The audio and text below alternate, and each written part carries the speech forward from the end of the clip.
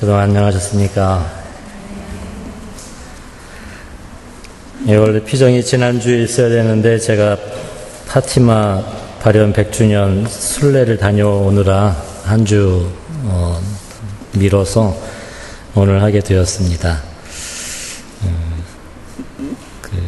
성지순례 다녀온 지 얼마 되지 않아서 아직 시차 적응이 안 돼가지고 정신이 좀 몽롱합니다. 그래서 여러분들 기도 많이 해주신 덕분에 순례 잘 마치고 돌아오게 되었습니다. 올해는 파티마에서 성모님이 발현하신 지 100주년을 맞이하는 뜻깊은 해입니다. 1917년 5월 13일 포르투갈의 파티마에서 발현하심, 그것은 어떤 단순히 사적 계시로만 치부할 수 없는 교회 사적으로 커다란 의미가 있는 발현이기도 합니다. 그래서 이번 발현 기념일에 교황 프란치스코 교황께서도 함께 해주시면서 특별히 그날 발현 증인이었던 프란치스코와 히아친타의 시성식도 그 자리에 함께 있었습니다. 오늘 피정의 파티마의 성모님의 메시지, 발현에 대해서 좀 함께 묵상하고 함께 좀 안내해 드리고 싶습니다. 성모님이 발현이 있었던 1917년은 제1차 세계대전이 한창이었던 시간이었습니다. 그래서 세계 정세는 전쟁에 휘말려서 참 많이 피폐해지고 파괴 가운데 있었던 절망적이라고 할 만큼 어려움 속에 있었습니다. 많은 나라들이 전쟁에 휘말렸고 또 3년이나 계속되었던 전쟁으로 인해 사람들은 이제 신앙을 잃어가고 교회와 또 전 세계는 큰 고통을 겪고 있었던 시간이었습니다. 그런 상황에 유럽의 서쪽 끝에 자리한 포르투갈의 작은 산골 마을인 파티마에서 성모님께서는 10살 루치아와 또 그 사촌 동생들인 9살 프란치스코 또 7살 히아친타에게 나타나십니다. 그리고 새 어린이를 통해 세계 평화와 죄인들의 회개를 위해 기도와 희생과 보석을 바치라고, 특별히 티 없으신 마리아 성심께 우리 자신을 봉헌하라는 말씀을 건네주셨습니다. 1917년 5월 13일 첫 번째 발현이 있었던 날입니다. 정호경의 새 어린이는 파티마의 코바다 이리아라는 비탈에서 양을 치고 있다가 갑자기 번개와 같은 섬광을 보게 됩니다. 그리고 그들이 집으로 가려고 비탈을 내려올 때 또다시 번개가 번쩍이고 작은 떡갈나무 위에 흰옷을 입은 아름다운 부인이 서 있는 모습을 보게 됩니다. 그래서 루치아가 당신은 어디에서 오신 분입니까? 라고 물었을 때 그 부인은 나는 하늘에서 왔다 라고 대답을 해주십니다. 그리고 성모님은 아이들에게 앞으로 6달 동안 계속해서 매달 13일에 같은 시간에 이곳에 나오라고 하시면서 전쟁이 끝나고 세상에 평화가 오도록 매일 묵주기도를 바치라고 말씀을 전해주셨습니다. 그것이 첫 번째 발현이었습니다. 6월 13일 두 번째 발현이 일어납니다. 성모님은 당신의 티 없는 성심에 대한 신비를 가르쳐 주십니다.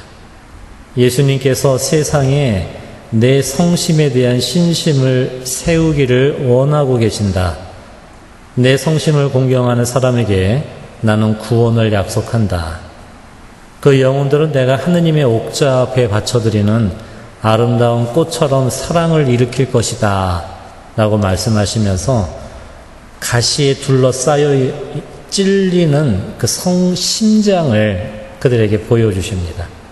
그것은 인류의 죄로 상처있고 죄의 보상을 원하시는 그 티 없으신 마리아의 그 성심이었습니다.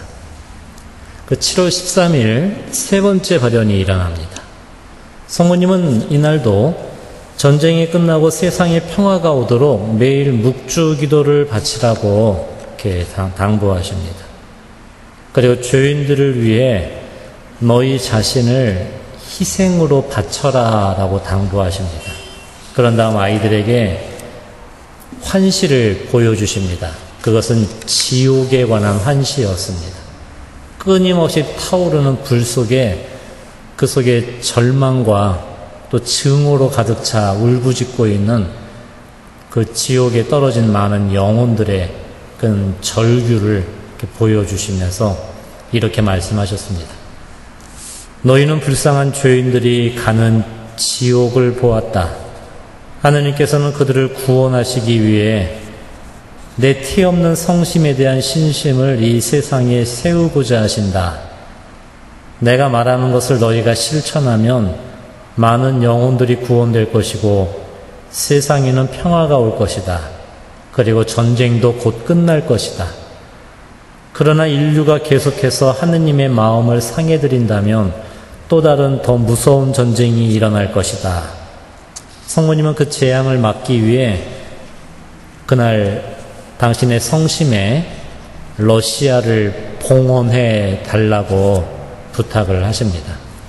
근데 1917년 7월 13일 그때 러시아의 회개를 부탁을 하셨는데 그 당시에는 아직 소련이 공산화되기 전이었습니다. 아마 그 말을 들은 아이들을 통해서 이 말씀을 들은 사람들은 왜 러시아의 회개를 위해 기도해야 되는지 알지 못하였지만 발연이 끝난 그의 10월 달에 러시아에서 볼셰비키 혁명이 일어납니다. 그리고 러시아가 공산화되고 그 공산주의로 인해 이 세상은 크나큰 전쟁의 소용돌이 그리고 공산주의의 피폐와 핍박으로 많은 교회와 신앙인들이 죽임을 당하는 그런 어려움에 처하게 됩니다. 성모님께서는 당신의 티 없이 깨끗하신 성심에 이 러시아를 봉헌하라고 그때 아이들에게 말씀을 주십니다. 그리고 첫 토요일마다 보석의 영성체를 부탁을 하셨고 그리고 이날 우리가 묵주기도 할 때마다 신비가 끝난 후에 바치는 구원송을 그때 가르쳐 주셨습니다. 예수님 저희 죄를 용서하시며 저희를 지옥불에서 구하시고 연옥 영혼을 돌보시되 가장 버림받은 영혼을 돌보소서라는 이 기도를 이 묵주기도 신비마다 바치라고 이렇게 가르쳐 주셨습니다. 그 다음 달 8월 달에는 네 번째 발연이 일어났습니다. 근데 8월 13일이 아니라 네 번째 발연은 8월 19일에 일어납니다. 왜냐하면 8월 13일 날 아이들이 성모님 발연을 목격하러 가는데 그때 그 발연을 가로막았던 이 지방 관리가 아이들을 차 태워서 데려다 주겠다고 속이고 아이들을 차에 태워서 다른 곳에다가 아이를 내려놨습니다. 그래서 8월 13일에 아이들은 성모님을 만나지 못합니다. 8월 19일 집 뒤에 동산에서 양을 치고 있었을 때 그때 성모님은 아이들에게 그 장소에 나타나십니다. 그리고 그날도 계속해서 매일 묵주기도를 바칠 것을 원하셨는데 아주 매우 슬픈 표정으로 이렇게 말씀하셨습니다. 죄인들을 위해 기도하고 많이 희생하여라. 그들을 위해 기도하고 희생해주는 사람이 없어서 지옥으로 떨어지는 영혼들이 많단다 라고 말씀하시며 우리 희생이 죄인들의 회개에 그들의 마음을 돌이킬 수 있는 어떤 사랑의 제물이 될 수 있다는 것을 또 아이들에게 이렇게 가르쳐 주십니다. 9월 13일에 5번째 발연이 있었습니다. 그때 많은 사람들이 그곳에 모여 있었고 성모님은 그날도 전쟁이 끝나도록 묵주기도를 바치라고 하셨습니다. 사람들은 그 성모님께서 아이들에게 발연하셨다는 소식을 듣고 많이 모여들었습니다마는 성모님의 모습을 볼 수 있는 사람은 그 루치아와 프란치스코, 히아친타 그 어린 새 아이들만이 성모님을 바라볼 수 있었습니다. 그리고 세 아이들 가운데도 프란치스코는 성모님의 목소리를 듣지 못했습니다. 루치아와 히아친타만이 성모님의 말씀을 들었습니다. 그리고 마지막 발현 10월 13일에 성모님은 그날 모든 사람들이 당신의 이 발현을 믿을 수 있는 이 표징을, 기적을 보여주시겠다고 약속한 날이었습니다. 이날은 모든 사람들이 그 기적을 보여주시겠다고 약속한 날이었고, 장대 같은 비가 아침부터 내리기 시작을 했습니다. 바람이 사납게 휘몰아치는 아주 추운 날씨였습니다. 그런데도 7만 명이나 되는 군중이 그곳에 모여 있었습니다. 이날 성모님은 자신을 묵주기도의 모후라고 당신의 이름을 알려주셨습니다. 그 당신을 공경하는 뜻으로 그 자리에 성당을 짓고 이렇게 매일 묵주기도를 바치라고 이렇게 말씀을 하십니다. 그리고 이미 너무 많은 상처를 입은 하느님의 마음을 더 이상 상해드려서는 안 된다고, 예수님의 성심을 더 이상 아프게 하지 말아달라고 말씀을 하시며, 사람들은 그분의 마음을 상해드린 것을 보상하고 죄의 용서를 빌어야 한다고 이렇게 말씀을 해주셨습니다. 그리고 성모님께서 그 말씀을 마치시고 팔과 손을 펴시면서 태양을 향하셨는데, 이 성모님에게서 나오는 빛이 태양의 투영이 되었습니다. 루치아가 사람들에게 태양을 보십시오라고 외쳤을 때, 그때 태양은 아주 밝게 빛나며 아주 빠른 속도로 하늘에서 빙글빙글 돌기 시작을 했습니다. 거기에서 빨강, 노랑, 초록, 파랑, 보라색의 밝은 빛이 태양에서부터 이게 퍼져나오기 시작을 했습니다. 군중들은 넋을 잃고 그 하늘에 춤추듯 움직이며 회전하는 태양을 바라보고 있었는데, 갑자기 태양이 사라지는 듯 하더니 정말 번개불처럼 빠른 속도로 이 땅을 향해서 돌진하는 것을 보게 됩니다. 사람들은 공포에 질려 흙바닥에 무릎을 꿇고 예수님 저희를 구하소서, 성모님 저희를 구원하소서라고 부르짖었습니다. 태양이 지구와 부딪혀서 이 지구가 부서진다고 여기는 순간 태양은 멈추었다가 하늘로 올라가 제자리에 다시 섰습니다. 폭풍으로 흠뻑 젖었던 옷과 진흙탕은 이제 완전히 말라 있었고, 성모님은 무한한 창공으로 당신의 모습을 감추셨고, 태양 옆에 성가정의 모습이 나타났습니다. 새 어린이는 십자성호를 그으며 이 세상을 축복하시는 그 아기 예수님과 성 요셉, 그리고 흰옷에 푸른 망토를 걸치신 성모 마리아를 보게 되었습니다. 조금 후 성가정의 모습은 또 사라지고 다시 예수님과 통고의 마리아가 나타났습니다. 예수님은 세상을 다시 한번 축복하신 후 사라지셨고, 성모 마리아는 가르멜산의 성모의 모습으로 한 번 더 나타나셨습니다. 그 가르멜산의 성모님은 우리에게 스카폴라를 이렇게 전해주셨던 어머니 모습 아니겠습니까? 너희가 이 옷을 입음으로 우리는 영적 결연을 맺게 되고, 나에게 이 은총의 옷을, 그 보호의 옷을 우리에게 입혀주셨던 이 성 시몬 스톡에게 주셨던 그 스카폴라를 주셨던 가르멜산의 성모님의 모습으로 나타나시고, 이제 발현은 그때까지 마치게 됩니다. 성모님의 이 파티마의 발현 사건은 단지 어떤 아이들에게 나타났던 사적 계시로 무시해버릴 수 없는 지극히 교회적인 사건입니다. 성모님이 요청하신 기도와 회개와 보석은, 그 기도와 회개와 보석을 요청하신 그 의미는 지금 우리가 살고 있는 이 시대가 어떤 모습인가를 알게 해 주십니다. 이 시대는 더 이상 하느님을 생각하지 않는 세상 속에 우리가 살고 있게 되는 겁니다. 우리가 건설하고 있는 이 세상의 문명, 현대 세계의 기술의 문명은 하느님을 배제한 문명이기에 우리가 참 평화와 행복을 잃어버리고 있다는 것입니다. 과거 어느 시대와 비교할 수 없을 만큼 이 세상은 풍요로워졌습니다. 기술은 발전하였고 이 세상의 문명은 고도화되었습니다. 그럼에도 여전히 우리는 많은 불행과 많은 고통을 안고 살아가고 있습니다. 기술이 발전하고 문명이 발전을 하면서 이 고통이 사라질 것 같은 생각이 들었던 우리들에게 왜 여전히 우리는 더 큰 이 불행과 더 큰 혼란 속에 살아가고 있느냐? 그것은 우리가 건설하는 문명이 하느님을 배제한 문명이라는 것을 어머니께서는 우리에게 경고하시고 말씀하고 계시는 겁니다. 더 이상 서로를 사랑하지 않고 이기주의와 증오와 불신으로 이 세상이 더 황폐해져 가고 있다는 사실.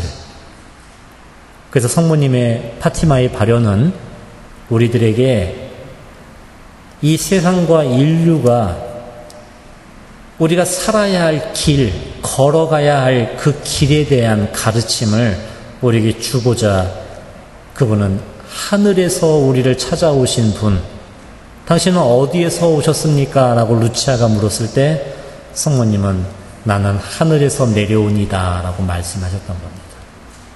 우리가 가야 할 그 길, 마치도 인류가 이 기름을 등에 지고 불 속에 뛰어들고 있는 것 같은 이 어리석음 속에 살아가는 우리를 향해 죽음을 향한 길이 아닌 우리가 생명을 찾아가는 길, 이 불행과 고통의 길이 아닌 하느님 안에 누릴 평화와 사랑의 길을 우리에게 알려주시기 위해 하늘에서 우리를 찾아오신 분, 그분이 파티마에서의 우리를 찾아오셨던 어머니이셨습니다. 성모님은 우리가 바로 구원으로서 마리아께서는 늘 예수님의 모습을 우리에게 보여주시는 분입니다. 그 예수님이 우리가 가야 할 길이요, 진리요, 생명이시라고 그 예수님을 알려주고자 예수님께로 우리가 예수님께 가는 길을 인도하시고자 마리아께서는 우리를 찾아오셨습니다. 먼저 예수님은 우리가 가야 할 길이십니다. 그분이 참 진리이시며 그분이 진정한 생명을 주시는 분임을 우리에게 가르쳐주고 계시는 겁니다. 주님은 우리의 길입니다. 그분은 구원에 이르기 위해 우리가 가야 할 길로서 주님께서는 우리에게 복음을 주셨던 것입니다. 길이 무엇이겠습니까? 길은 한 지점에서 내가 가야 할 목적지 사이에 놓여져 있는 곳입니다. 우리는 그 길을 통해 우리가 가고자 하는 목적지에 이르를 수가 있게 되는 것입니다. 마찬가지로 예수님이 우리의 길이라는 것은 우리가 살아야 하는 삶을 예수님께서 보여주셨다는 것입니다. 길은 관상하기 위해 주어진 게 아닙니다. 길이 우리에게 주어진 목적은 그것은 바로 그 길을 통해 우리가 걸어야 되는 곳, 가야 되는, 다시 말해 살아야 되는 삶이라는 것을 우리에게 말씀해 주고 계시는 겁니다. 삶은 행동과 실천을 의미하는 것입니다. 그래서 예수님의 복음이 우리에게 주어진 생명의 길이고 구원의 길이라는 것을 받아들인다면 복음을 단지 생각하는 것으로는 불충분합니다. 복음을 내가 이해하는 것만으로서 그것이 우리에게 생명이 되고 축복이 되는 것이 아닙니다. 복음이 우리의 길이 되어야 됩니다. 복음이 우리의 길이 되어야 된다는 것은 복음을 내가 실천하고 살아야 된다는 것을 의미하는 것입니다. 바로 실생활에서 우리가 복음의 정신에 따라 행동하고 실천하는 것을 의미하는 겁니다. 오늘날 이 세상의 삶의 방식은 복음의 정신과 멀리 떨어져 있습니다. 그래서 성모님은 세상 모든 인류를 향해 지금 우리가 열심히 달려가고 있는 이 세상의 길 끝에 그곳에는 죽음과 멸망이 있음을 우리에게 경고하고 계시는 겁니다. 다시 말해 복음을 따르는 삶이 아닌 우리의 욕망을 따르는 삶, 내 안에 어떤 인간적인 어떤 탐욕과 인간적인 이 죄를 따르는 그 길 끝에는 우리를 행복으로 구원으로 이끌어주는 길이 아닌 바로 욕망과 탐욕과 죄를 따라 사는 길은 우리에게 멸망과 죽음만이 있을 것이라고 성모님은 인류를 향해 경고하시며 바로 우리가 예수님의 그 길로 돌아오도록 호소하시고 또 그거를 당부하시고 계시는 겁니다. 이 세상이 진정으로 사는 길, 그것은 예수님의 복음을 받아들이는 것이고 하느님 아버지께 우리가 돌아가야 하는 것임을 가르쳐 주십니다. 그것이 바로 회개를 의미하시는 겁니다. 회개는 단지 내 말과 행동, 그 죄를 어떤 뉘우치는 것, 후회하는 것만이 아닙니다. 회개의 진정한 회개의 시작은 우리 행동을 바꾸는 것이 아니고 그 행동의 원인이었던 우리들의 어떤 마음의 욕심과 어떤 불완전함을 우리 마음을 바꾸는 것인데 그 마음을 바꾸기 위해 회개의 시작은 바로 그 마음의 원인인 잘못된 정신을 새롭게 하는 것임을 성모님은 우리에게 말씀해 주고 계시는 겁니다. 정신이 새로워진다는 것은 무엇이냐? 바로 세상의 가치관, 이 세상이 우리에게 가르쳐 주었던 세상의 방식이 아닌 예수님이 우리에게 주셨던 복음의 방식, 복음의 정신을 나의 정신으로 받아들이는 것, 그것이 우리가 살아야 할 진정한 회개인 것입니다.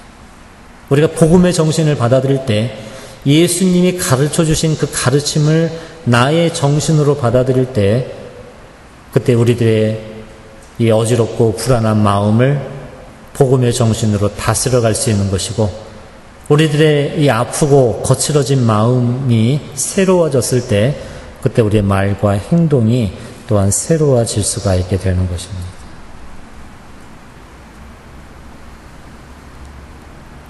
그리고 성모님께서는 우리들에게 예수님이 가신 길이 어떤 길인가를 우리에게 구체적으로 가르쳐주고 계십니다. 그 길, 바로 예수님이 당신은 시작이요 마침이라고 말씀을 하셨습니다. 영원하신 하느님께서 우리를 구원하시고자 사람이 되셨습니다. 그래서 예수님께서 사람이 되시면서 인간의 유한함 속에 들어오시게 됩니다.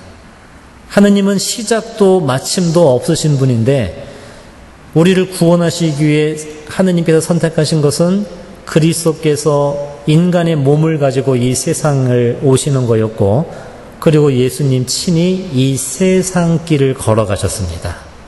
우리가 가야 할 그 길을 앞서 걸어가신 것이고 예수님이 가신 길을 우리도 따라올 수 있도록 주님께서는 그 길을 열어주신 분입니다. 그리고 그 길은 뭐 어떤 길이냐? 바로 사람으로 태어나심과 또 십자가에서 사람으로서 마지막 죽음을 경험하신 것, 그것이 예수님의 이 세상에서의 시작이요 마침이십니다. 바로 그분의 시작과 마침에는 아주 중요한 구세사적인 그분의 위대한 행위가 있었습니다.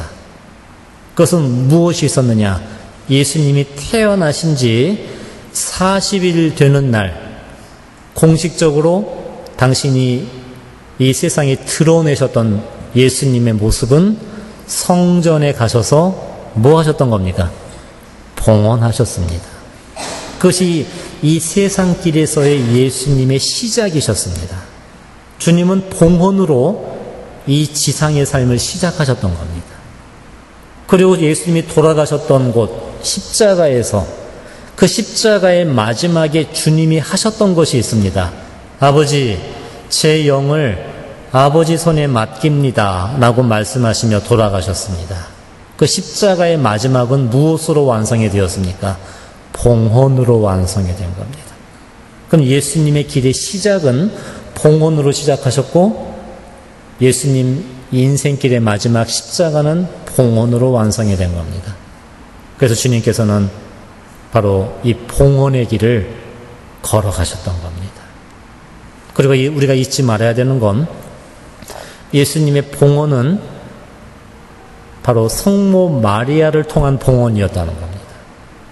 어린아기 예수님이 어장아장 걸어서 성전에 스스로 가셔가지고 아버지 저를 아버지께 맡깁니다, 봉헌합니다라고 말씀하셨던 것이 아니고 태어난 지 40일 되었던 어린 아기 예수님의 봉헌은 성모님 품에 맡겨진 봉헌이었고 성모님은 당신 품에 맡겨진 아기 예수님을 하느님 아버지께 봉헌하셨던 겁니다.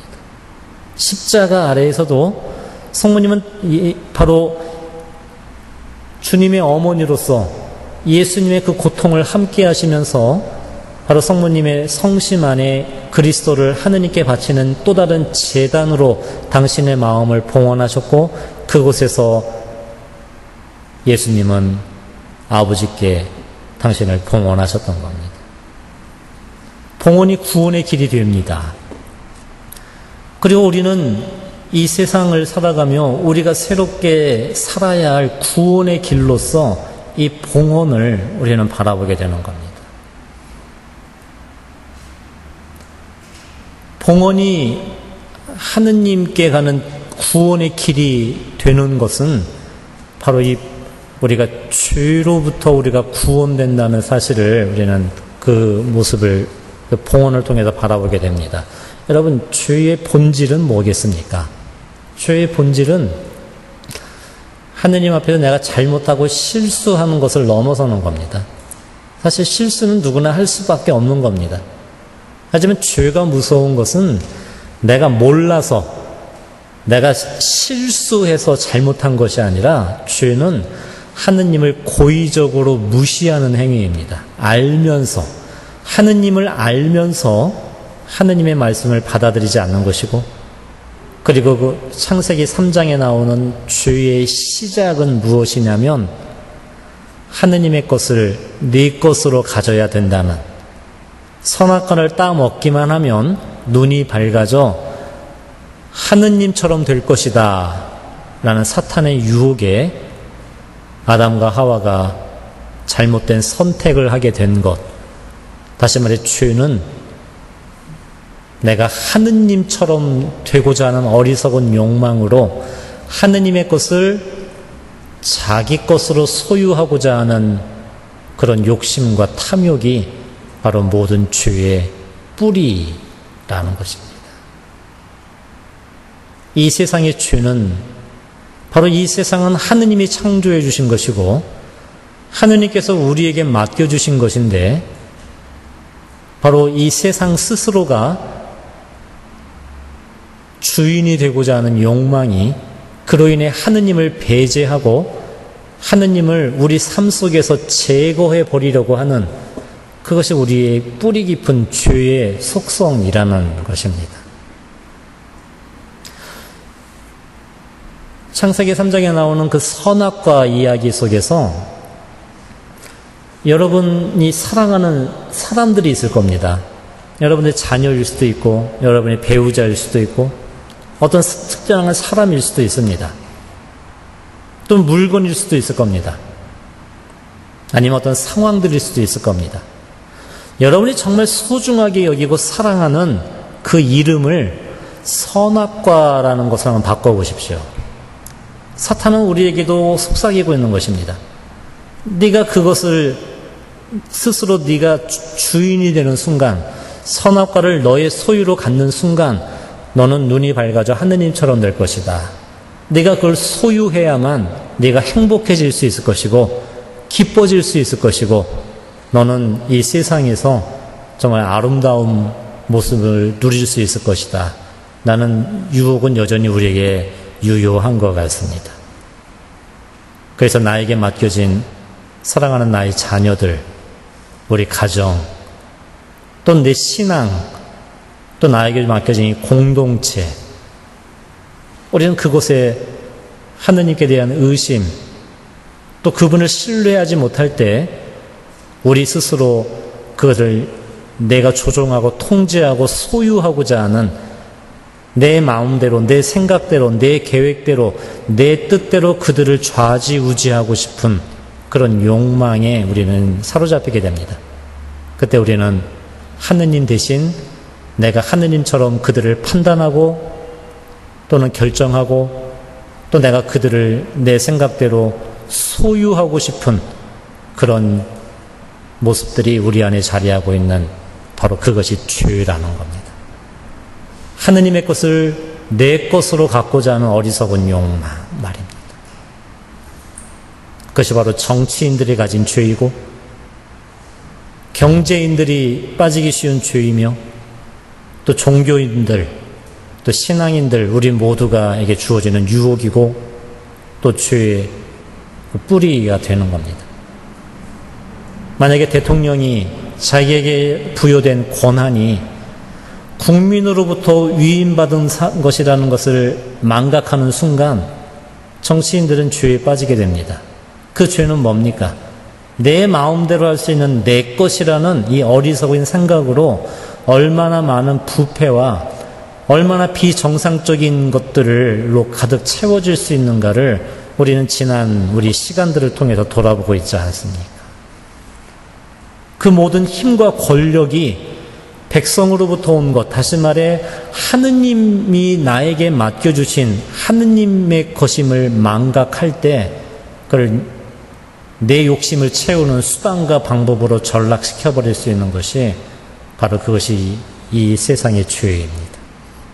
경제인들은 경제인들대로 내가 가진 이 재산, 내가 가지고 있는 이 돈을 내 마음대로 쓸 수 있는 내 것이라고 생각하는 순간 거기는 부패가 생기게 되고 그때 사회에 환원하기를 거부하며 이거를 자기 마음대로 할 수 있는 자기 것으로 움켜쥐고자 하는 그런 부패와 그런 이 죄가 거기서 도사리게 되는 것입니다. 우리 신앙인들도 마찬가지인 것 같습니다. 나에게 맡겨진 이 교회, 제가 사제로서, 수도자로서 살아갈 때 이 모든 우리의 삶이 하느님께 봉사하고 내게 맡겨준 이 세상을 다스리고 섬기도록 하느님이 부여하신 어떤 그런 선물임을 망각할 때 이 사제직은 타락에 이르게 되는 것이고 바로 우리 신앙 역시도 내 욕심을 채우는 수단과 방법으로 신앙을 사용해버릴 위험에 빠지게 되게 되는 것입니다.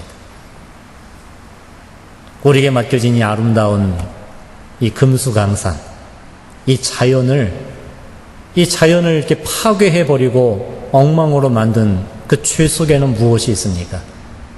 우리의 감사를 잃어버린 겁니다. 하느님이 우리에게 주신 이 아름다움에 대한 감사와 그거를 보존하며 잘 지켜야 될 사명을 망각한 채 그거를 내 탐욕의 도구화시켜버리는 것, 내 돈벌이의 수단으로 전락시켜버릴 때 우리가 이 강물을 어떻게 오염시켜버렸고 이 세상을 어떻게 피폐하고 황폐하게 만들어버렸는가를 우리는 바라보게 됩니다. 이 모든 죄의 뿌리에는 인간의 탐욕이라는 것이 자리 잡게 되는 겁니다. 그 탐욕의 핵심은 하느님을 배제해버리고 내가 주인이 되고자 하는 그 어리석은 욕망이 이 모든 죄 속에 담겨져 있게 되는 것입니다. 이 죄가 우리를 죽음으로 이끌었고 이 죄가 우리를 불타는 지옥으로 이끌어가는 것이고 이 죄가 하느님을 잃어버린 채 인간의 탐욕의 바벨탑을 세우고 있는 이 물질 문명에 대한 성모님의 경고가 파티마를 통해 우리에게 전해집니다. 그럼 이 죄를 이기는 길, 죽음이 아닌 생명으로 돌아가는 그 길은 우리가 예수님을 통해 찾아야 되는데 예수님께서 보여주신 길은 봉헌이었습니다. 봉헌. 우리는 흔히 봉헌을 내가 가진 것을 하느님을 위해 바쳐드리는 것이라고 생각을 할 때가 참 많습니다. 그래서 내가 가진 재산 가운데 내 돈을 주일헌금으로 또는 성당에 하느님께 봉헌한다, 내 것을 하느님께 봉헌한다라고 생각할지 모르겠지만 봉헌의 참된 의미는 이것이 하느님께서 내게 주신 것이기에 원래 주인이신 하느님께 되돌려드린다라는 뜻이 봉헌에 담겨져 있는 겁니다. 여러분, 창세기 20장에 아브라함의 그 이삭을 바치는 제사 이야기 잘 알고 있지 않습니까? 하느님께서 아브라함에게 이삭을 제물로 바치라고 요구하십니다. 그것도 번제물로서 말입니다. 근데 창세기 20장에 보면 그 말씀을 들은 아브라함은 아침 일찍 일어나 길을 서둘러 떠나갔다라고 이야기를 합니다. 자기 아들을 산 제물로 바치러 가는 길인데 아브라함은 아침 일찍 서둘러 그 길을 갑니다. 이삭에게 자기가 불살라 바쳐질 나무를 짊어지게 하고 아브라함은 칼과 불씨만을 들고 그 산을 향해 걸어갑니다. 그리고 이삭을 묶고 장작 위에 올려놓고 칼로 찌르려는 순간에 하느님께서는 천사를 보내어 아브라함의 행위를 중지시킵니다. 그때 아브라함의 그 봉헌, 자기 아들을 하느님께 바치는 그 봉헌 속에는 무엇이 담겨져 있었겠습니까? 이삭이 미워서 바친 것이 아니었습니다. 내게 불필요한 것이어서 바쳤던 것이 아니라 이 사랑하는 아들, 내 목숨보다 어쩌면 더 소중한 그 아들을 하느님께 바칠 수 있었던 그 마음 속에는 이삭이 내 것이 아니라는 것을 아브라함은 너무나 잘 알고 있었기 때문입니다. 내가 힘이 좋아서, 내가 능력이 좋아서 그 늙은 나이에 낳은 아들이 아니라 아이 못 낳는 이 늙은 나이에 100살이 다 된 그 나이에 하느님이 내게 주신 약속으로서 주신 선물이라는 사실을 아브라함은 한순간도 잊지 않았습니다.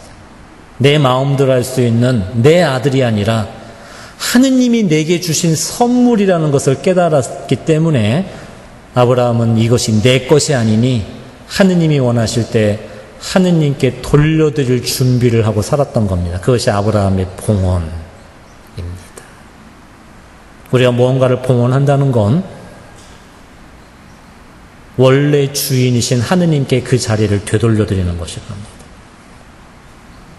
그래서 우리는 봉헌으로서, 성모님께서는 우리가 봉헌으로서 이 죄를 이기며 악을 이길 수 있다는 것을 우리에게 가르쳐 주십니다. 다시 말해 우리가 우리 사랑하는 자녀를 봉헌한다는 건 그것이 그들이 나의 소유니까, 내 거니까, 내 아들이니까, 내 딸이니까 하느님 도와주십시오라고 기도하는 것이 아니고, 내가 배앓이를 하고 난 자녀를 할지라도 하느님이 나에게 주신 하느님의 아들이고 하느님의 딸이니 원래 주인이신 하느님께 내 사랑하는 아들, 딸을 봉헌하고 돌려드린다는 그 의미가 담겨져 있는 겁니다. 그때 하느님이 그 자리를 차지하실 수 있게 되는 겁니다. 성모님이 그 봉헌을 부탁하셨습니다. 이 세상을 봉헌해 달라고, 러시아를 봉헌해 달라고, 전 교회와 인류와 너희 가정과 너희 자신을 이 죄를 이기신 티 없이 깨끗하신 성심에 이 모든 것을 봉헌해 달라고 성모님께서는 파티마에서 우리에게 부탁하십니다. 그것이 탐이 나서, 욕심이 나서 달라지는 것이 아닙니다.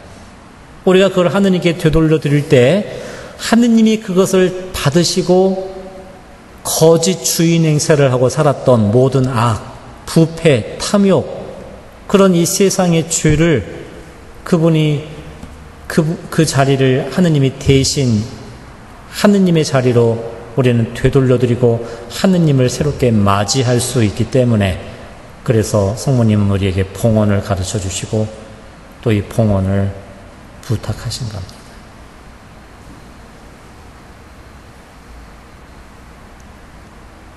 우리가 예수님을 우리의 길이요 진리요 생명으로 고백을 한다는 것, 그분을 우리의 길로서 고백하고 믿고 받아들인다는 것은 예수님이 걸어가셨던 길, 바로 봉헌의 길을 이제 우리도 함께 살아가겠다는 다짐이요, 그 믿음이 되게 되는 겁니다. 예수님은 길이십니다. 그분이 걸어가신 이 봉헌의 길을 이제 우리도 함께 따라가야 됩니다. 그래서 어느 순간 내 것이 되어버린 우리들의 자녀, 내 것이 되어버린 우리의 가정, 내 것이 되어버린 우리들의 어떤 능력과 내 것이 되어버렸던 그 무엇인가를 우리는 봉헌을 통해 원래 주인이신 하느님께 되돌려드릴 수 있게 됩니다. 그리고 우리는 아브라함의 봉헌을 통해서 알게 되는 게 있습니다. 하느님은 아브라함의 봉헌을 통해 이삭을 받으셨을 때 이삭의 피를 원하신 것이 아니었습니다. 주님은 이삭을 받으시고 그 이삭을 다시 아브라함에게 되돌려 주십니다. 그것이 주님께서 우리에게 이 모든 것을 허락하신 이유입니다. 하느님이 왜 나에게 이 모든 것을 허락해 주셨느냐? 그 이유는 되돌려 받기 위해서입니다. 잘못 생각하면 참 하느님 이상하시네. 그냥 주시지 왜 그걸 다시 왜 되돌려 받기를 원하시느냐? 그거는 우리가 되돌려 드릴 때 거기에는 뭐가 함께 바쳐지느냐? 내가 함께 들어가게 되는 겁니다. 이삭을 바칠 때 아브라함은 이삭만을 바친 게 아닙니다. 이삭을 통해 이삭을 사랑하는 바로 자기의 모든 사랑, 믿음, 희망, 아브라함의 그 모든 전 존재가 이삭과 함께 하느님께 바쳐진 것이고, 하느님께서는 이삭의 목숨을 받으신 것이 아닌 그 아브라함의 전부를 받으셨던 겁니다. 그리고 그거를 되돌려 받았을 때 하느님은 거기에 당신의 새로운 은총과 축복을 담아 아브라함에게 이삭을 되돌려 주십니다. 이것이 봉헌의 의미이고 하느님께서 우리에게 봉헌을 부탁하시는 이유가 되는 겁니다. 주님께서 그거를 돌려받기를 원하십니다. 그거를 돌려받으셨을 때 우리가 하느님께 나의 가정을 봉헌할 때, 사랑하는 내 자녀들을 봉헌할 때, 내 남편을 봉헌할 때, 또는 내 마음속에 용서할 수 없는, 사랑하기 힘든 누군가를 봉헌할 때 거기에는 나의 전 존재가 함께 바쳐지는 것이고, 그때 주님께서는 그것을 나를 받아주셨고 이제 거기에 당신의 전부를 담아 우리에게 다시 되돌려 주시는 겁니다. 그때 우리는 새롭게 받아들이게 됩니다. 내 욕심으로, 내 집착으로 아들을 바라보는 것이 아닌 봉헌을 통해 우리는 하느님의 마음으로, 그리고 봉헌의 길을 이끄셨던 성모님의 마음으로 우리는 그 사람들을 새롭게 만날 수 있고 새롭게 바라볼 수가 있게 되는 것입니다. 그래서 봉헌하라고 성모님은 우리에게 부탁하고 계시는 겁니다. 그때 우리는 예수님을 우리의 세상의 참 진리로서 우리는 새롭게 받아들이게 됩니다. 예수님은 참 진리이십니다. 그분은 우리에게 아버지를 계시해 주신 분입니다. 예수님을 통해서 세상은 하느님을 진정으로 알게 되었습니다. 물론 예수님이 오시기 전에도 세상은 하느님을 경배했고 하느님을 섬기며 살았지만, 하지만 세상은 하느님을 온전히 그분이 어떤 분인지 알지 못했습니다. 그저 우리와 멀리 떨어져 계신, 저 하늘 높은 곳에 계신 신비에 감싸여 계신 무서운 분, 두려운 분으로서만 하느님을 알고 있었지만, 예수님을 통해 비로소 그 하느님이 누구이신가를 우리는 예수님의 말씀과 그분의 모습을 통해 우리는 보게 되었고 하느님을 알게 되었습니다. 그 하느님은 우리의 아버지시라는 겁니다.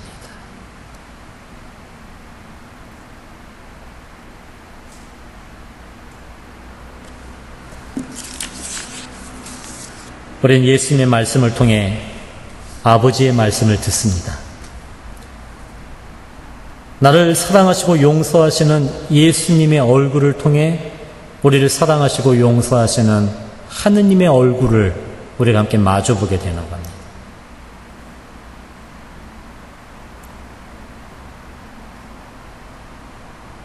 그래서 우리는 예수님이 참 진리라고 고백하는 겁니다. 그리스도를 통해 참 진리이신 하느님을 우리가 알게 되고 만나게 되기 때문입니다. 하지만 세상이 예수님을 거부할 때, 그분의 말씀을 받아들이지 않을 때, 그때 세상은 참 진리이신 그리스도를 거부함으로써 이 세상은 진리를 외면한 거짓과 오류에 빠지게 된 것입니다. 오늘날 예수님 없는 많은 지식, 예수님 없는 기술, 예수님 없는 문명이 바로 이 세상에 오히려 깊은 어둠을 뿌리는 오류가 되어버린 것입니다. 그 오류는 우리로 하여금 빛을 보지 못하게 만들어버리는 겁니다.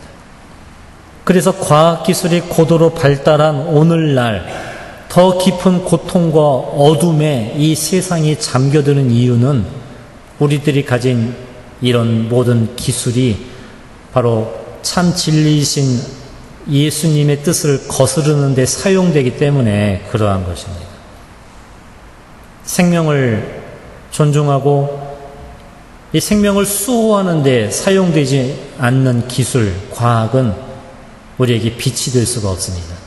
오히려 인류를 어둠으로 몰아가고 죽음으로 이끄는 그런 무질서, 그 무질서함으로 주는 오류와 이 어둠이 팽배해 있는 것이 이 세상의 그 모습이라는 것입니다.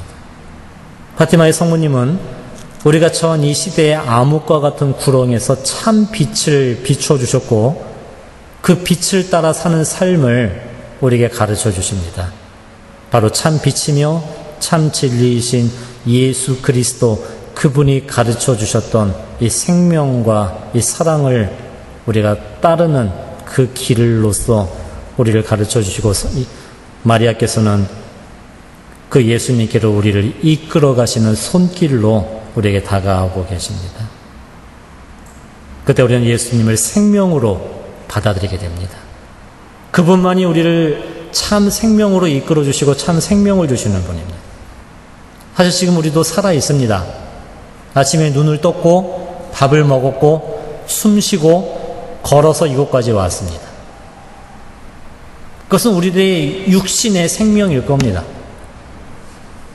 그런데 나는 몸으로 살아있는 것 같이 지금 살아있지만 지금도 무언가를 바라보고 있고 숨 쉬고 있고 먹고 있고 움직이고 있지만 정말 나는 살아있는 삶을 살고 있는가? 그건 우리의 내적인 생명에 관한 질문을 우리는 해야 되는 것입니다. 정말 내 마음은 사랑으로, 기쁨으로, 무엇인가에 대한 희망으로 가득 차 있는가? 겉은 멀쩡히 살아있는 것 같은데 내 속은 깊은 절망과 깊은 두려움과 암흑으로 가득 차 있다면 우리의 삶은 정말 살아있지 못한 삶이 되어버리는 겁니다. 그것이 우리가 처해 있는 죽음의 모습인 겁니다. 우리들의 이 허전함을 채워지지 않는 것을 채워보고자 돈도 가져보고 좋은 물건도 사보고 어떤 세상적인 즐거움도 접해보지만 그건 그 순간일 뿐 채워지지 않는 나의 허전함, 내 마음속에 깊이 자리 잡고 있는 이 빈 자리, 우린 그거를 이 세상 것으로 채울 수 없음을 너무나 뼈저리게 느끼고 있는 겁니다. 그걸 무엇으로 채울 수 있겠습니까? 바로 예수님이 나의 생명임을 받아들일 때 우린 예수님을 통해서만이 우리들의 마음에 진정한 생명을 간직할 수 있게 되는 겁니다. 내가 지금 무언가에 그토록 집착하며 살아가는 이유, 정말 별것 아닌 것임을 알면서도 내가 그걸 놓지 못하고 있는 이유, 우리가 고해성사를 끊임없이 보면서 정말 그것에서 벗어나지 못하는 그 진정한 이유는 우리가 살고 싶어서 몸부림을 치고 있는 겁니다. 마치도 물에 빠진 사람이 살려고 지푸라기를 붙잡는 것처럼 우리가 내 안에 생명이 잃어버린 것을 알기 때문에 겉은 멀쩡히 살아있고 다른 사람들이 때로는 부러워할 만한 것도 가지고 있지만 하지만 내 속은 행복하지 못하기에 사랑이 없기에 진정한 희망이 사라졌기에 우린 두려워서 우린 살고 싶어서 내가 무언가를 붙들고 몸부림을 치며 허덕이고 있는 삶이 지금의 나의 모습이라는 겁니다. 성모님은 바로 우리에게 예수님을 보여주십니다. 그분이 우리의 참 생명이십니다. 길이요 진리요 생명이신 그리스도, 그분이 우리에게 진정한 생명을 되돌려 주실 수 있는 분임을 성모님은 우리에게 그분 예수님을 가르쳐 주십니다. 예수님은 십자가와 부활로 우리에게 생명을 주셨습니다. 그 생명은 창에 찔리신 옆구리, 당신의 찢어진 심장, 그 상처를 통해 흘려주시는 피와 물입니다. 생명을 상징하는 피와 새로운 영을 나타내는 물이 그분의 성심으로에서부터 흘러나옵니다. 십자가를 통해 주시는 그분의 생명을 통해서만이 우리는 우리들의 내적인 죽음에서 벗어나 새로운 생명을 간직하고 살아갈 수가 있게 되는 겁니다. 그래서 예수님은 바로 당신의 생명을 바로 하느님의 은총을 통해 바로 우리에게 주고 계시는 겁니다. 그 은총이 바로 우리를 살리는 생명임을 우리는 알게 되는 겁니다. 하느님의 은총이 내 마음을 새롭게 만들어줄 수 있고 절망에 빠진 내 마음을 희망으로 바꿔줄 수 있는 것이고 어둠에 빠진 이 마음을 빛으로 변화시켜 주실 수 있는 것이고 죽어있는 이 마음을 새로운 생명으로 가득 차게 만들어줄 수 있는 그 생명은 바로 그리스도를 통해 주시는 은총입니다.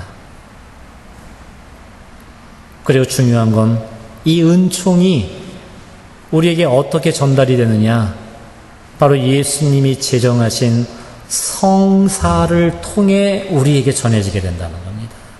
성사를 통해, 이 성체 성사를 통해서, 고해 성사를 통해서, 내가 받은 세례와 견진의 성사를 통해 바로 우리 가정을 새롭게 하고 우리 가정을 이 세상에서 지켜주시는 혼인 성사를 통해, 우리 병자 성사를 통해, 그리고 우리의 이 모든 성사를 전해주시기 위해 세워주신 바로 신품 성사를 통해서 하나님은 당신의 은총을 우리에게 생명으로 주신다고 합니다.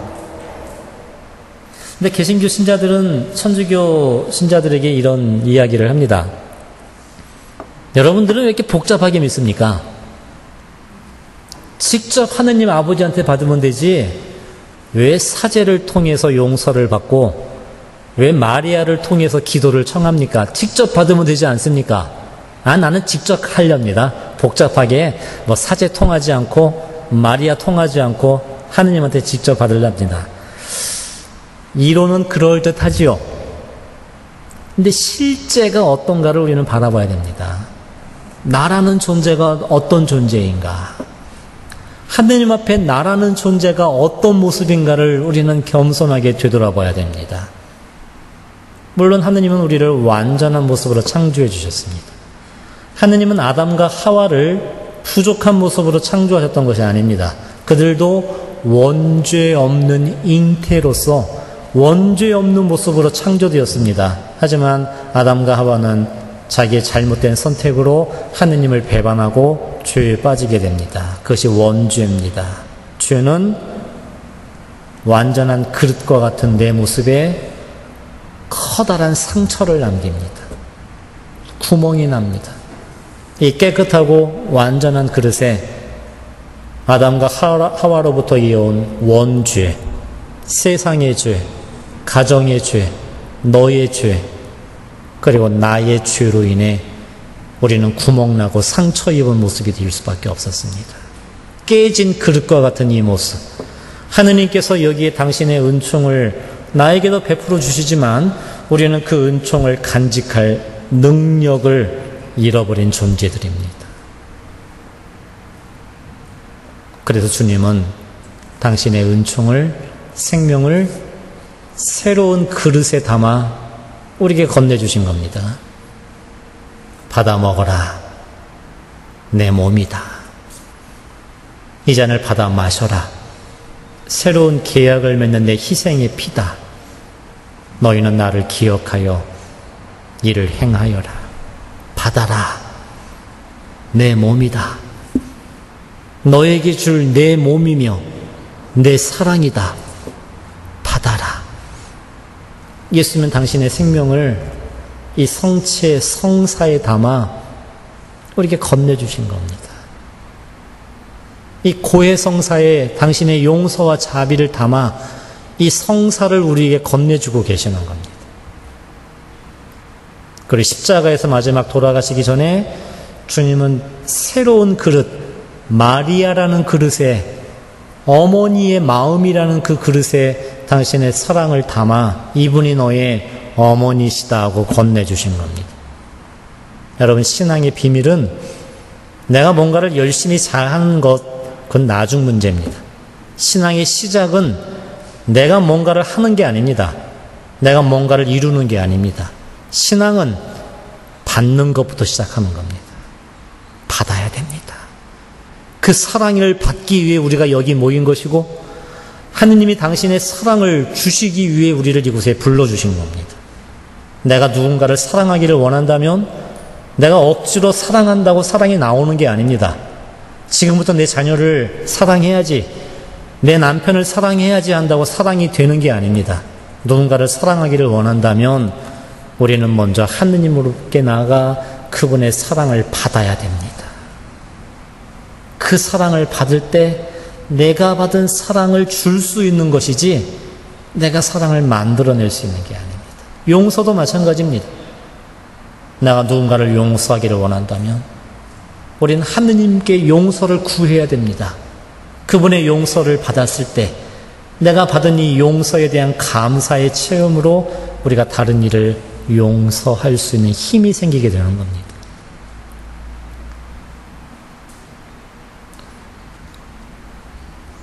만약에 우리가 성사를 통하지 않는다고, 성모님 없이 내가 그 은총을 받겠다고 이야기하는 것은 마치도 이 그릇 없이 물을 내가 간직하고 이 물을 들고 살아가겠다고 말하는 것과 다를 바 없는 어리석은 겁니다.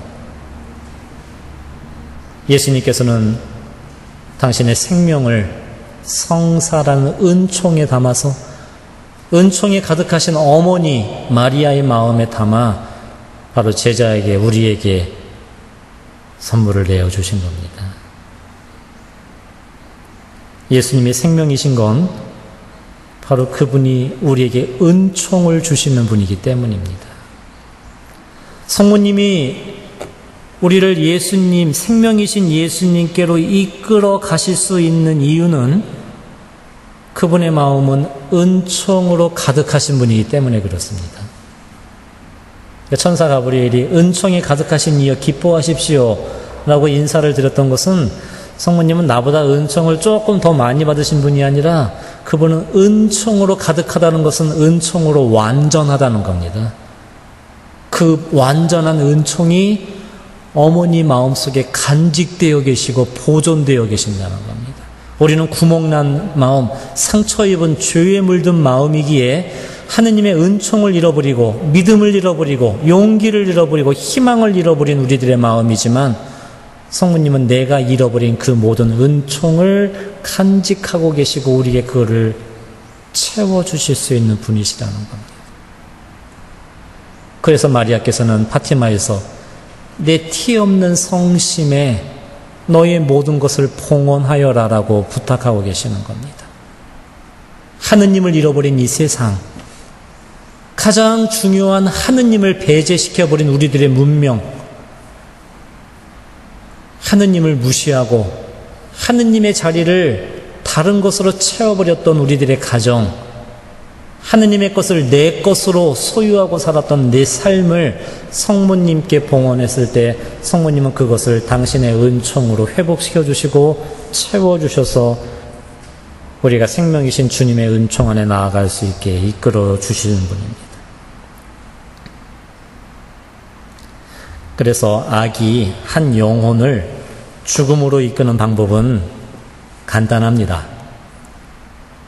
사탄이 우리를 직접 이렇게 못살게 굴어서 나를 물리적인 힘으로 죽이는 게 아닙니다. 악은 우리를 어떻게 죽음으로 이끄느냐? 내가 연결되어 있는 생명의 끈을 끊어버리게 합니다. 그 생명의 끈, 내가 그 생명의 끈이 끊어졌을 때, 내가 붙들고 있었던 생명의 밧줄이 끊어졌을 때 우리가 죽음의 절망으로 떨어지는 것처럼 그 생명의 끈을 잘라버리게 하는데, 그것은 바로 성사를 받지 못하게 방해하는 겁니다. 죄를 죄라고 고백하지 않음으로써 고해 성사를 멀리하게 만듭니다. 그래서 성체를 영하지 못하게 하고, 설사 성체를 영한다 할지라도 죄 중에 이루어지는 모령 성체가 되기 때문에 우리는 하느님의 은총을 받지 못하는 상태로 죽음에 이르게 되는 겁니다. 그리고 또 다른 은총의 끈을 잘라버리는데, 그것은 성모님과 우리의 관계를 떼어놓으려고 하는 것입니다. 바로 생명의 밧줄인 이 묵주기도를 멀리하게 만드는 것, 성모님의 사랑을 받아들이려 하지 않는 것. 그때 아기를 죽이는 방법은 단순합니다. 엄마와 아기를 떼어 놓아버리면 됩니다. 그럼 아기는 젖을 먹지 못하고 엄마의 손길을 받지 못할 때 아기는 굶어 죽고 병들어 죽을 수밖에 없게 되는 겁니다. 그것이 악이 한 영혼을 멸망시키는 방법이고, 우리 가정을 파괴하는 방법이고, 이 세상을 죽음으로 이끄는 방법입니다. 이 세상과 하느님을 떼어놓으려 하는 것, 우리 가정을 성사 생활로부터 갈라놓아야 하는 것, 나 자신을 성모님의 사랑으로부터 떼어놓으려 하는 것이 바로 악이 노리는 겁니다. 성모님께서는 구원에 이르는 길로서 예수 그리스도께로 가는 것으로서 세 가지를 부탁을 하셨습니다.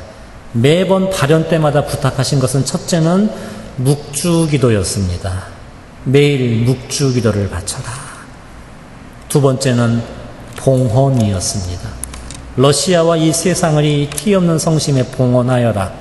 그리고 세 번째는 희생과 보석을 바치라는 거였습니다.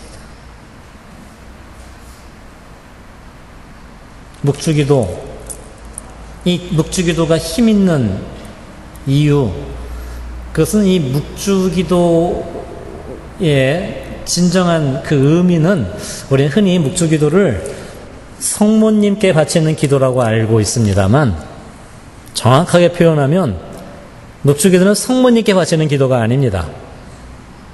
성모님과 함께 바치는 기도입니다. 여러분, 묵주기도의 도입 부분이 있지 않습니까? 신비 들어가기 전에 십자가를 친구하고 우리 신앙을 고백하죠. 그리고 주님이 가르쳐주신 가장 완전한 기도인 주님의 기도를 바치고 성모성 3번을 바칩니다. 영광성을 바쳐요. 이 도입 부분은 이 묵주기도의 성격을 나타내주고 있습니다. 주님의 기도 후에 바치는 성모성 3번, 묵주기도를 로사리오라고 하는데, 로사리오는 장미 화환이라는 뜻입니다. 성모성 한 번 한 번 바칠 때마다 우리는 장미꽃 한 송이 한 송이를 엮어 바치게 되는 겁니다. 이 첫 번째 성모성을 바칠 때 우린 이렇게 기도하는 겁니다. 나는 이 장미꽃 한 송이를 성부의 따님이신 마리아와 함께 성부 아버지께의 기도를 봉헌합니다. 그 두 번째 성모성은 성자의 따님이신 성모님과 함께 성자 그리스도 예수님께의 기도를 바칩니다. 세 번째 성모성은 성령의 짝이며 배필이신 성모님과 함께 성령님께 나의 기도를 봉헌합니다. 그리고 영광이 성부와 성자와 성령께. 그렇게 보면 묵주기도는 성모님과 함께 누구에게 바치는 기도입니까? 성부, 성자, 성령이신 삼위일체 하느님께 바치는 기도가 되는 겁니다. 여러분 1858년 프랑스 남쪽 지방인 루르드에서 성모님이 15살 먹은 베르나데타에게 발현하셨거든요. 그때 베르나데타가 성모님의 발현을 보았을 때 너무나 아름다운 세상의 모습이 아닌 귀부인을 만났을 때 두려움 속에 두 번째 발현을 갔을 때 집에서 성수를 가지고 갔답니다. 그리고 성모님에게 성수를 뿌리면서 당신이 하늘에서 오신 분이면 그대로 계시고 하늘에서 오신 분이 아니면 사라지시오. 성수를 뿌리면서 묵주를 잡고 기도를 바쳤대요. 그러니까는 두려움 반 그런 경외심으로 이 두려움으로 기도를 바쳤겠죠. 그때 성모님이 빙긋이 웃으시며 베르나데타가 묵주기도 바칠 때 성모님 뭐 하셨는지 아십니까? 같이 묵주를 잡고 기도를 같이 바치셨다는 거예요. 소리를 내진 않으셨지만 입술을 움직여가며 베르나데타가 은총이 가득하신 마리아님 할 때 같이 이 묵주알을 한 알 같이 굴리셨던 겁니다. 여러분, 우리가 묵주를 잡을 때 성모님은 뭐 하십니까? 우리 앞에 팔짱을 끼신 채 그래 나한테 기도 한번 바쳐봐라 하고 받으시는 분이 아니라는 겁니다. 묵주기도는 성모님께 바치는 기도가 아닙니다. 내가 묵주를 잡는 순간 어머니가 내 옆에 함께 하십니다. 어머니가 내 마음에 함께 하십니다. 나의 고통과 슬픔과 두려움에 우리의 간절함에 한 마음이 되어주십니다. 여전히 나의 기도는 완전하지 못합니다. 우리는 믿음이 부족합니다. 여전히 기도를 바치지만 내 욕심에 사로잡힌 경우가 많고 하느님을 온전히 신뢰하지 못할 때도 많습니다. 하지만 그 순간에도 성모님은 이 나의 부족한 기도를 함께 갖춰주시며 당신의 완전한 믿음을 더해주시고 당신의 완전한 공덕을 더해주셔서 우리의 기도를 성부, 성자, 성령께 함께 봉헌해 주시는 분이 어머니이신 겁니다. 그래서 묵주기도는 힘있는 기도입니다. 이 세상에 가장 완전한 기도, 우리 그 기도를 우리는 미사라고 배웠습니다. 왜냐하면 미사는 이 사제가 바치는 게 아닙니다. 미사는 사제가 집전하지만 이 미사의 원 집전자는 사제의 인성 안에 함께 계시는 그리스도께서 바쳐주고 계시는 겁니다. 그래서 미사는 사람이 바치는 게 아니고 하느님이신 그리스도가 당신의 몸과 피를 당신이 바치는 하느님의 봉헌이기에 이 기도는 세상의 어떠한 기도보다도 완전하고 어떠한 기도보다도 더 거룩한 기도가 미사입니다. 그럼 사람이 바칠 수 있는 기도 가운데 가장 힘 있는 기도는 바로 묵주기도입니다. 왜냐하면 그 기도는 나의 행위만이 아닌 거룩하신 하느님의 어머니시요 성부의 따님이시며 성령의 배필이신 마리아께서 나의 엄마가 되어 이 기도를 함께 바치는 것이기에 이 기도는 악을 이기는 기도이고 이 묵주기도로서 우리는 우리 가정에 있는 악, 내 안에 있는 악을 묶을 수 있다라고 이 세상의 악을 묶을 수 있다라고 성모님은 말씀하시며 매일 묵주기도를 바쳐라. 이 세상의 평화를 위해 너희 가정의 평화를 위해 죄인들의 회개를 위해 이 기도를 함께 바쳐라라고 발현 때마다 아이들에게 이 기도를 당부하셨던 것입니다. 그리고 두 번째는 봉헌입니다.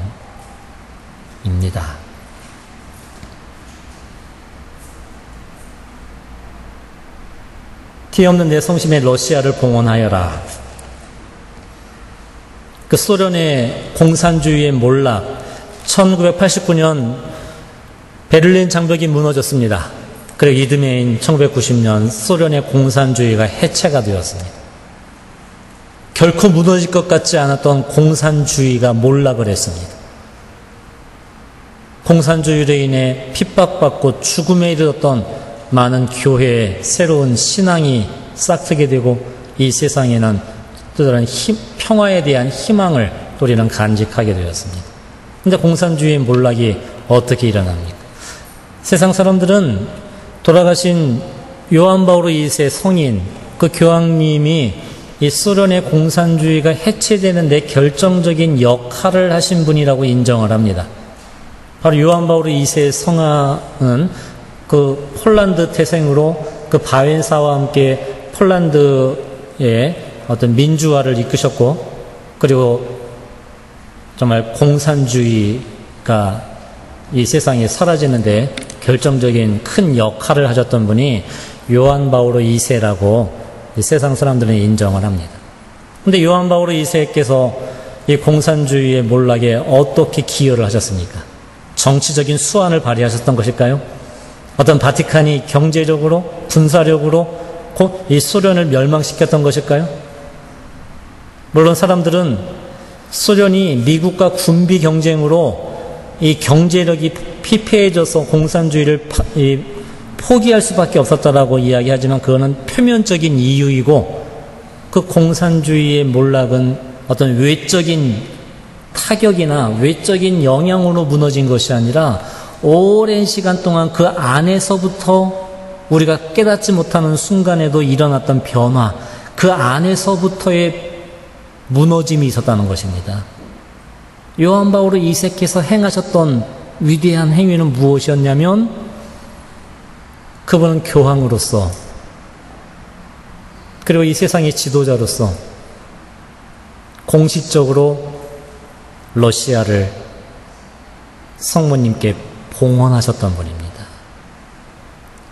여러분, 파티마에 세 가지 그 비밀이 있지 않습니까? 메시지. 첫째는 지옥에 관한 환시였고, 두 번째는 티 없는 성심에 대한 내용이었습니다. 세 번째 비밀은 지난 2000년에 이르러서야 발표가 되었는데, 세 번째 비밀은 이런 환시였습니다. 루치아를 통해 주셨던 세 번째 파티마의 비밀은 십자가가 서 있는 언덕이 있었고, 그 십자가에서부터 피가 흐르고 있었습니다. 그리고 그 언덕과 들판에는 무수히 많은 사람들의 시체가 쓰러져 있었습니다. 많은 성직자, 수도자들이 피를 흘리고 쓰러져 있고, 많은 신앙인들이 저 십자가 아래의 그 언덕에 무수히 많은 시체가 뒤덮여 있는 광경이었습니다. 흰옷을 입은 사람 하나가 그 사이를 지나가며 그 시체들을 바라보며 고통스러워하였습니다. 그리고 시체들을 위해 기도하고 힘겹게 십자가 산 위에 올라갔을 때 그 흰 옷을 입은 그 사람이 총을 맞고 쓰러져 피를 흘리고 죽어가는 것이 파티마의 제3의 예언이었습니다. 그래서 1981년 5월 13일 파티마 성모 발현 기념일, 요한 바오로 2세가 바티칸 광장에서 그 행사를 하고 차를 타고 가다가 바로 3m 앞에서 터키의 암살자인 아자르의 총에 의해 쓰러지십니다. 바로 3m 앞에서 권총을 쐈습니다. 그는 전문 암살자였습니다. 근데 그 총알이 심장을 비껴갑니다. 그 터키 암살자는 그건 있을 수 없는 일이라고 나중에 이야기합니다. 바로 3m 앞에 눈앞에서 총을 쐈는데 내 총알이 교황의 심장을 비껴가는 것은 불가능합니다. 그때 교황은 이런 말씀을 하셨습니다. 한 손이 방아쇠를 당겼고 다른 한 손이 총알을 비껴가게 하였다. 그리고 다음 해인 1982년 교황은 모든 주교들과 함께 러시아와 전 인류를 티 없으신 마리아 성심께 봉헌하였습니다. 그리고 파티마를 찾아 당신 가슴에서 빼낸 총알을 성모님께 바쳐드리며 바로 이 세상과 특별히 소련을 티 없으신 성모님의 성심에 봉헌하게 됩니다. 1984년 성모 성년을 반포하시면서 파티마의 성모상을 로마의 베드로 광장에 모시고 세계의 모든 주교들과 함께 전 인류와 러시아를 성모님께 다시 봉헌합니다. 파티마의 제3예언은 바로 십자가의 무수히 많은 공산주의로 인해 죽음에 이르게 되는 인류와 신앙인들의 죽음, 그리고 교황의 죽음을 예고하였지만, 하지만 결정적으로 성모님은 요한 바오로 2세의 그 총알을 심장을 비껴가게 손을 내밀어 주셨습니다. 그리고 이걸 그 베네딕토 16세 교황이 라틴과 추기경 때 이 제3예언 비밀을 반포하시며 이렇게 설명해 주셨습니다. 바뀔 수 없는 운명은 존재하지 않습니다. 파티마의 제3의 예언에 비록 교황이 피를 흘리고 죽어감을 예언하였지만 성모님은 그 예언을 비껴가게 하였습니다. 비록 우리들이 여전히 죄의 죽음과 절망에 빠져 있다 할지라도 바뀔 수 없는 운명은 없다는 것을, 희망을 우리에게 말씀해 주십니다. 악은 우리에게 절망을 이야기합니다. 기도해봤자 소용없다는 것, 노력해봤자 바뀔 것은 없다는 것, 모든 것은 끝났다는 것, 그 절망을 우리에게 이야기하지만 파티마의 메시지는 우리에게 새로운 희망을 약속해 줍니다. 하느님의 자비와 그분의 사랑에 대한 믿음 안에 우리는 그 희망 안에 새롭게 기도할 것을 성모님께서는 우리에게 부탁하고 계십니다. 그리고 요한 바오로 2세 성인은 그때 성모님께 모든 걸 봉헌하며 이렇게 말씀하셨습니다. 파티마에서 오는 빛을 우리 안에 받아들입시다. 마리아의 인도를 따릅시다. 마리아의 티 없으신 성심이 우리의 피난처요, 우리를 그리스도께로 인도해주는 길입니다. 파티마에서 오는 이 빛을 이 어둠에 잠겨있는 우리 가정과 우리 마음에 다시 받아들입시다.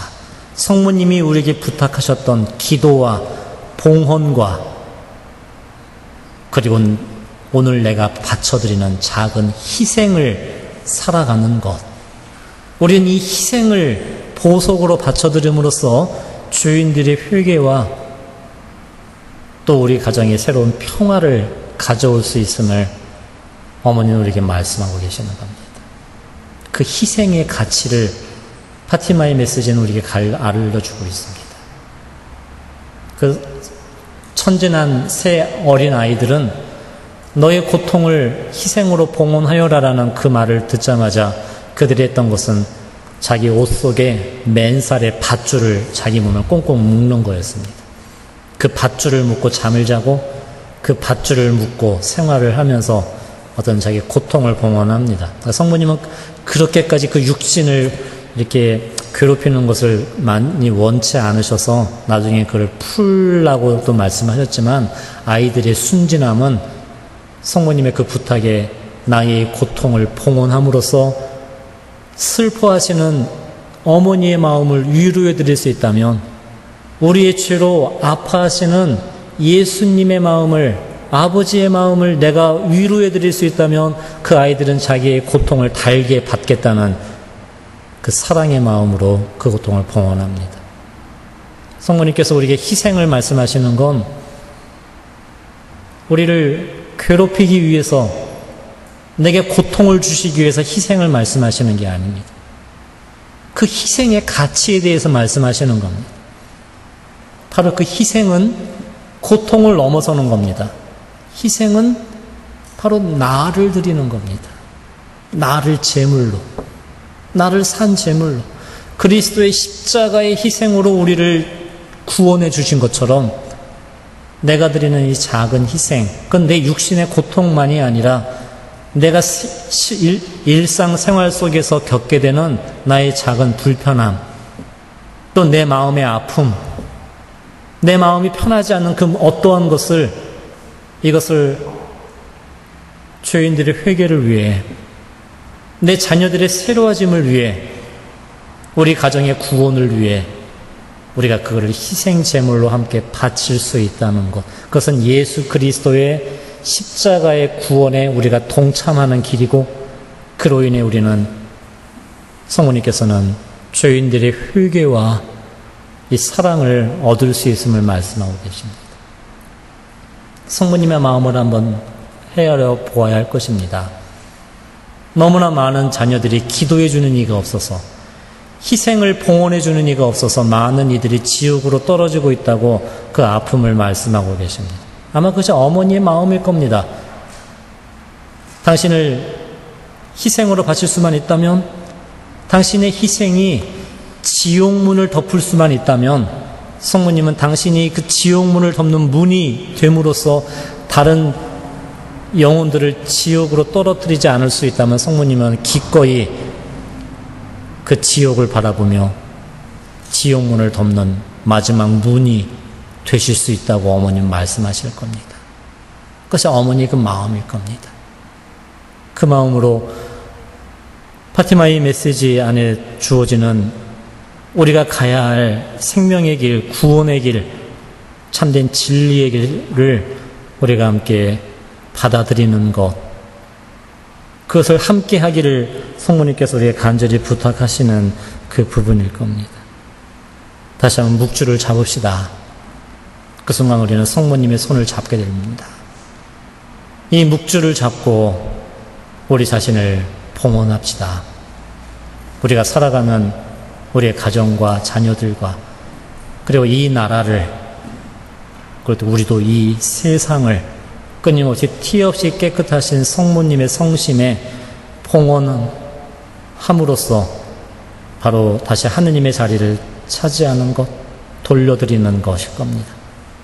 그리고 우리들도 오늘 내가 드릴 수 있는 나의 작은 희생을 예수님과 함께 구원의 제물로, 산 제물로 우리가 함께 바쳐드리는 이 사랑의 삶을 우리가 함께 살아가도록 합시다.